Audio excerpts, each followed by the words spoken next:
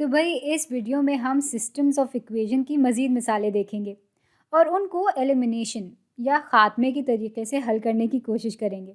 और हाँ, इस बार हम कोई आसान मिसालें नहीं देखने वाले, यानी इन मिसालों में सीधे सीधे वेरिएबल्स नहीं निकलेंगे इक्वेशन से। हमें थोड़ी सी मेहनत करनी पड़ेगी। भई हमें इक्वेशन को तोड़ना पड़ेगा, मोड़ना पड़ेगा, ताकि वो कुछ ऐसी शक्ल में आ जाए जिसमें से हम किसी एक वेरिएबल को निकाल सकें। तो बस फिर काम शुरू करते हैं। और हमारी पहली इक्वेशन तो ये है कि 5x माइनस 10y बराबर है 15 के। और दूसरी इक्वेशन है कि 3x माइनस 2y बराबर है 3 के। अच्छा, तो इस इक्वेशन को यहाँ भी लिख लेते हैं। अच्छा, अब हम चाहें तो इसको ग्राफ की मदद से या सब्स्टिट्यूशन यानी मुतबादिल तरीके की मदद से भी हल कर सकते हैं, लेकिन हम इस वीडियो में एलिमिनेशन का तरीका ही इस्तेमाल करेंगे।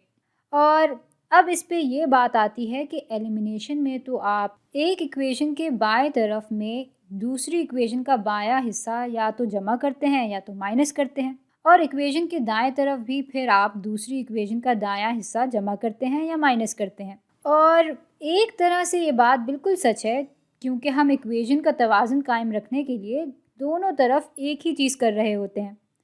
और चूंकि दूसरी इक्वेशन का ये हिस्सा और ये हिस्सा बिल्कुल बराबर होता है, तो जब इसको यहाँ बाएं तरफ जमा या माइनस करते हैं तो दाएं तरफ हम यही चीज़ इस शक्ल में या तो माइनस कर देते हैं या तो जमा कर देते हैं। लेकिन इस मिसाल के लिए अगर हम बस सीधे सीधे ये इक्वेशन इसमें जमा कर लें या माइनस कर दें तो कोई भी वेरिएबल इक्वेशन से ख़त्म नहीं होगा। तो अब क्या करें? हम कर ये सकते हैं कि इन दोनों इक्वेशंस को किसी कदर से ऐसे ज़रब दें कि किसी एक वेरिएबल को हम आराम से ख़त्म कर सकें। और भाई हम सिर्फ इक्वेशंस की शक्ल ही तब्दील कर रहे होंगे ऐसा करके, क्योंकि जो भी तब्दीली इन दोनों इक्वेशंस में आ रही होगी वो इक्वेशंस के दोनों हिस्सों में आ रही होगी, तो बात तो वही हो जाती है। अच्छा, तो अब जब हम ये हरकत करने वाले हैं तो हम खुद से भी चुन सकते हैं कि हम किस वेरिएबल को निकालना चाहते हैं।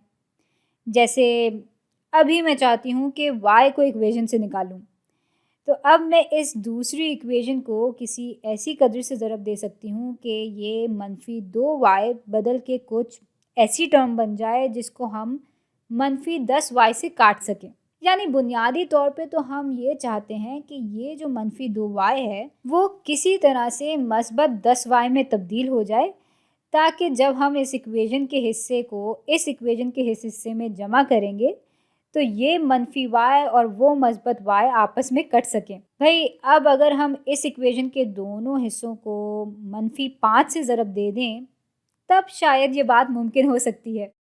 तो इस 3x को जब हम -5 से ज़रब देंगे तो ये हो जाएगा -15x, और -5 ज़रब 2y बराबर हो जाएगा मस्बत 10y के, और ये सब बराबर हो जाएगा -5 ज़रब 3 यानी -15 के। और भाई अब हम y को आराम से निकाल सकते हैं इस इक्वेशन से या एलिमिनेट कर सकते हैं। तो ऐसा करते हैं कि पहली इक्वेशन के बाएं तरफ इस दूसरी इक्वेशन का बायां हिस्सा भी जमा कर लेते हैं, और इक्वेशन का तवाज़ुन कायम रखने के लिए दाएं तरफ भी हम यही चीज़ जमा करेंगे। लेकिन ये जो पूरी चीज़ है वो असल में -15 के ही बराबर है, तो यहाँ बजाय इसको जमा करने के हम -15 को ही जमा कर लेंगे। और भाई अभी भी हमने सिर्फ इक्वेशन की शक्ल बदली है, अंदर से ये इक्वेशन बिल्कुल यही वाली है। चलें अब इसको हल कर लेते हैं।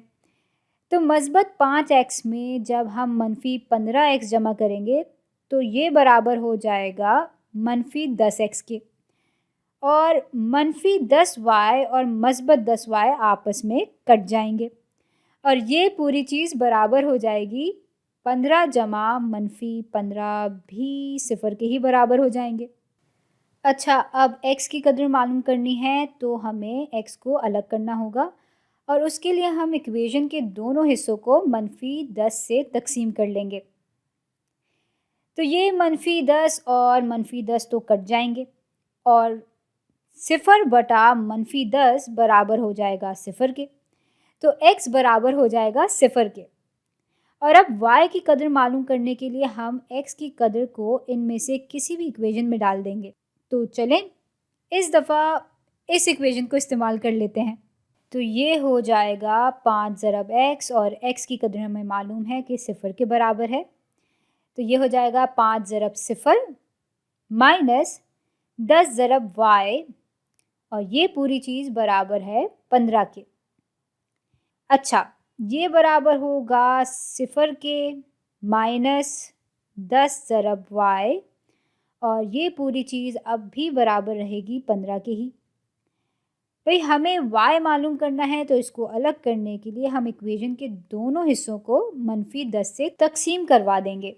ये कट के 1 के बराबर हो जाएगा, और 15 बटा -10 बराबर हो जाएगा -3 बटा 2 के। यानी जब x 0 के बराबर होगा और y -3 बटा 2 के बराबर होगा, तब ये जो नुक्ता है वो इन दोनों इक्वेशंस पे पूरा उतर रहा होगा। और ये बात हम आराम से परख भी सकते हैं। तो चलें ये भी करके देख ही लेते हैं। मिसाल के तौर पे अगर हम x और y की ये इकदार इस इक्वेशन में डालें, तो 3 ज़रब x, और यहाँ x 0 के बराबर है, माइनस 2 ज़रब y, और y यहाँ -3 बटा 2 के बराबर है, और ये पूरी चीज़ जो है वो उसूलन 3 के बराबर होनी चाहिए। अब इसको हल करके देख लेते हैं कि ऐसा है भी या नहीं। तो भाई ये 0 के बराबर हो जाएगा, और ये 2 और ये 2 कट जाएंगे, और मनफी ज़रा मनफी मस्बत हो जाता है, और ये हो जाता है -3। तो भाई ये नुक्ता वाकई इस इक्वेशन पे भी पूरा उतर रहा है, और इस पे भी पूरा उतर रहा है। तो पहली मिसाल तो हमने हल कर ली। अब चलते हैं दूसरी मिसाल की तरफ, और यहाँ पहली इक्वेशन ये है कि 5x जमा 7y बराबर हैं 15 के, और दूसरी इक्वेशन है कि 7x माइनस 3y बराबर हैं 5 के। तो अब अगर हम फिर से इन दोनों इक्वेशंस को बस सीधे सीधे आपस में जमा कर दें या माइनस कर दें, तो भाई कोई भी वेरिएबल इस इक्वेशन से ख़त्म या एलिमिनेट नहीं होगा। और ऐसा हम इसलिए कह रहे हैं क्योंकि इनमें से किसी भी वेरिएबल के कोफिशिएंट्स, यानी ये वाली जो कदर है, वो एक जैसी है ही नहीं, इसलिए वो एक दूसरे से जमा या माइनस होने से नहीं कटेंगे। तो भाई हमें कुछ ऐसा करना होगा जिससे ऐसी सूरत हाल पैदा हो सके कि किसी एक वेरिएबल के कोएफिशिएंट्स दोनों इक्वेशन में एक जैसे हो सकें, और इस तरह से वो आपस में कट सकें। और पहले ये चुन लेते हैं कि हम किस वेरिएबल को यहाँ से एलिमिनेट करना चाहते हैं। तो चलें इस दफ़ा x को निकलवाते हैं। अच्छा, अब कोएफिशिएंट्स को बराबर करने के लिए हम इसको किसी ऐसी कसर या फ्रैक्शन से ज़रब दे सकते हैं ताकि ये 7 के बराबर हो जाए, या इसको किसी फ्रैक्शन से ज़रब दे सकते हैं ताकि ये 5 के बराबर हो जाए, या हम ये कर सकते हैं कि इन दोनों को किसी तरह एक दूसरे के लीस्ट कॉमन मल्टीपल्स बना दें, यानी ये दोनों कोई ऐसी कदर बन जाएं जो कि मुकम्मल तौर पे 7 से भी और 5 से भी तकसीम हो सके। मसलन अगर किसी तरह इन दोनों को हम 35 में तब्दील कर दें, और ये हम यूँ कर सकते हैं कि इस पहली इक्वेशन को 7 से ज़रब दे दें और इस दूसरी इक्वेशन को -5 से ज़रब दे दें। और भाई ये हमने इसलिए किया है कि ये जो 5 है वो 35 में तब्दील हो सके, और इस दूसरी इक्वेशन को हमने -5 से इसलिए ज़रब दिया है ताकि ये -35 के बराबर हो जाए, और इस तरह से कोएफिशिएंट्स बराबर हो जाएंगे।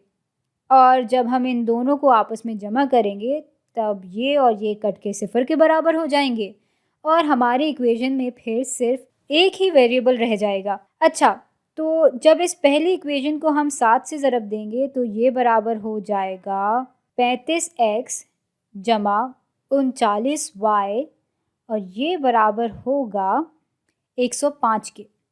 और ये दूसरी इक्वेशन बराबर हो जाएगी -35x जमा 15y, और ये पूरी चीज़ बराबर हो जाएगी -25 के।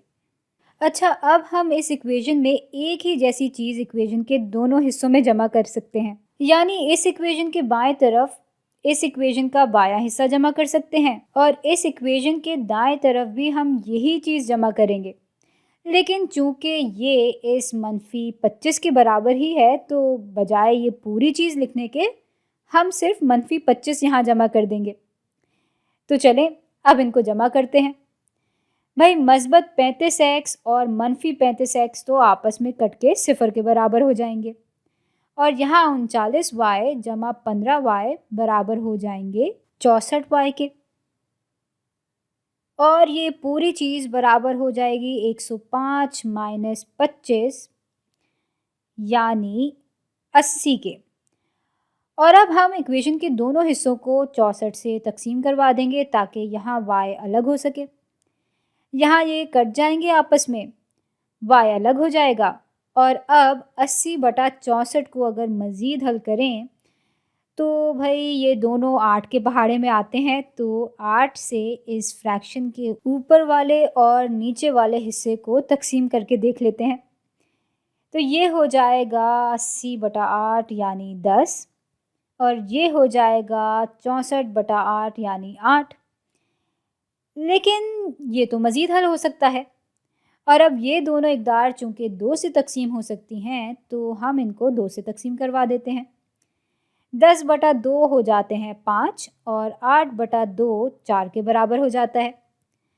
यानी y की कदर हमारे पास आ गई है जो कि बराबर है 5/4 के। अब देखते हैं कि इस y से मुंसलिक x की क्या कदर है और इसके लिए हम y की कदर को इन दोनों में से या इनमें से किसी भी इक्वेशन में डालकर इस इक्वेशन को x के लिए हल कर सकते हैं और x की कदर मालूम कर सकते हैं। और इस इक्वेशन को हम इसलिए शामिल कर रहे हैं क्योंकि ये और ये इक्वेशन बिल्कुल बराबर हैं, बस इनकी शक्ल मुख्तलिफ कर दी थी हमने। और इसी तरह ये और ये इक्वेशन भी बिल्कुल बराबर हैं। खैर, तो अब हम इस y की कदर को इस नीचे वाली इक्वेशन में डाल के देखते हैं।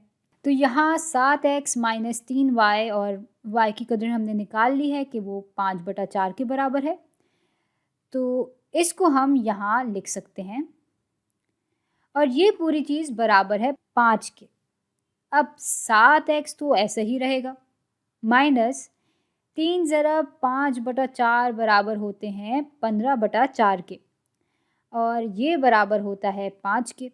और अब x को अलग करने की तैयारी शुरू करते हैं। तो इसके लिए 15/4 हम इक्वेशन के दोनों हिस्सों में जमा कर देंगे। ये और ये आपस में कट जाएंगे और अब 7x बराबर हो जाएगा भाई। अच्छा, इस 5 को हम 20/4 की शक्ल में भी तो लिख सकते हैं क्योंकि ये तो 5 के ही बराबर होता है।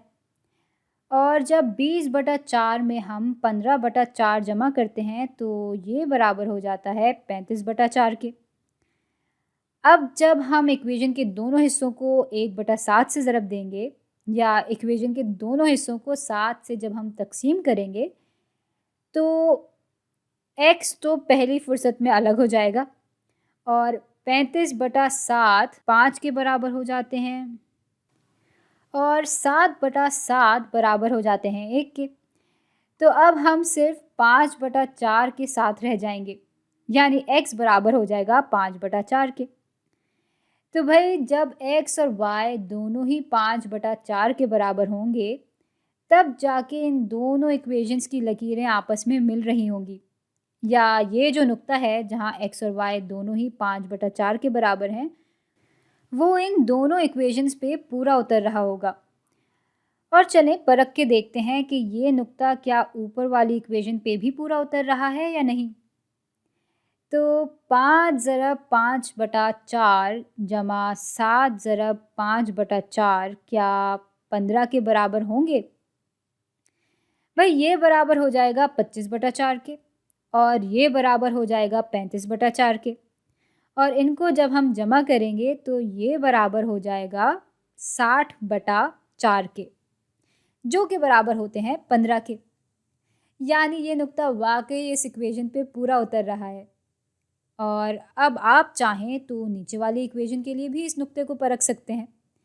लेकिन भाई हमने इसी इक्वेशन को इस्तेमाल करके तो ये कदर मालूम की थी, तो ज़ाहिर है कि ये नुक्ता इस पे तो पूरा ही उतर रहा होगा।